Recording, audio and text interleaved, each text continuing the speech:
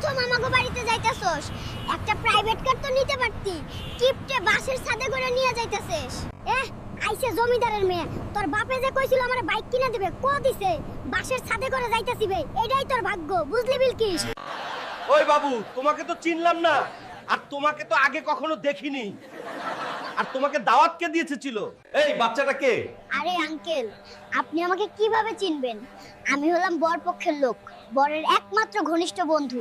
তুই কত বড় বাটপার! শূন্যতে খাতনার দাওয়াতে বরপক্ষ হইলি কেমনে? এই কে, কোথায় আছিস? দড়ি দিয়ে এইটারে বাঁধ।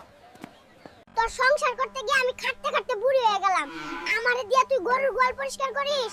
আমি তোর ভাত খামু না, বাপের বাড়ি চলে যামু। শোন সকিনা, বাপের বাড়ির কথা ভুলেও বলবি না। ভাত না খাইলে মুড়ি খাবি, দরকার হলে খিচুড়ি রান্না খাবি না, কিন্তু যাবি না।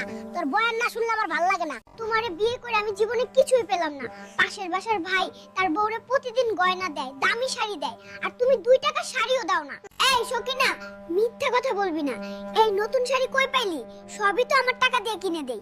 আর পাশের বাসার আরেক ভাইয়ের কথা বললি, ওই ভাই তো প্রতিদিনই খাওয়ার আগে আর খাওয়ার পরে নিয়মিত করে বউরে বাটাম পিটা করে। ওইটা কি তোর কানে আসে না? আপনার মেয়েকে নিয়ে যান, সে টাকা চায়া চায় আমারে ফকির কইরা দিল। আজ 10,000, কাল 20,000 চাইতেই থাকে। আচ্ছা জামাই, মাথা ঠান্ডা করো। মাথা গরম করে কি হবে? সবই তো বুঝলাম, কিন্তু আমার মেয়ে এত টাকা নিয়ে কি করে? টাকা নিয়ে কি করে তা আমি কি কিভাবে বলবো? আপনার মেয়ে ভালো জানে। আর আমি কি কোনোদিন ওরে টাকা দিছি নাকি? বাবু, তুমি খাইতে থাকো, দরকার হোক আরো অর্ডার দাও। টাকা নিয়ে কোনো চিন্তা করো না, আমি একটু আসছি।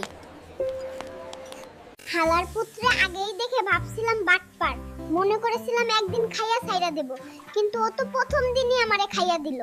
এখন থালা ধুয়ে আমারই বিল শোধ করা লাগবে। অসুবিধা নাই, আমার অভ্যাস আছে, তাই পরেরটার ক্ষেত্রে আরো সাবধান থাকা লাগবে। আরে ফকিন্নির পুত, তরে বিয়ে কইরে আমার জীবনটা বিটিভির মতো সাদা কালো হয়ে গেছে। সাজিদ সাব্বির আরমান, আরো কত মানুষ লাইনে ছিল, কাউরে পাত্তা দেই নাই। তোর কাছে আসছি আর তুই আমারে চাকরানি বানাইছস। আরে ভাগিনা, তুমি শ্বশুর বাড়ি এসে রান্না করছো কে? আমাদের তো মান সম্মান ইজ্জত কিছুই থাকলো না। আরে মামু, কইও না। ভাবছিলাম ঘর জামাই থাইকা পায়ের উপর পা তুইলা বইসা বইসা খামু, কিন্তু এই ফন্নির পুতেরা আমারে কামলার পোলা বানাইছে সকিনা। আর ওর মায়ের কোলের মধ্যে সারাক্ষণ বসে থাকে আর আমারে দিয়া সব কাজ করে। আরে ভাগিনা, এত বড় পাঙ্গাস মাছ কিনছিস কেন? শুনেছি তুমি তো পাঙ্গাস মাছ খাও না, তাহলে কে খাবে? আরে মামু, বিলকিসের নিয়ে আর পারি না। ও সারা জীবন পাঙ্গাস মাছ খেয়ে বড় হইছে। এখন আমি যত ইলিশ রুই কাতলা নিয়ে যাই, এগুলো নাকি ভালো না। পাঙ্গাসের গন্ধ ছাড়া ওদের কিছুই ভালো লাগে না। আমার পাঙ্গাসের গন্ধে বমি আসে, তবুও কি আর করা, বইয়ের জন্য তো এইটুকু স্যাক্রিফাইস করাই লাগে। ওই গোলামের পুত, তাড়াতাড়ি আমার এখান থেকে বাইর কর।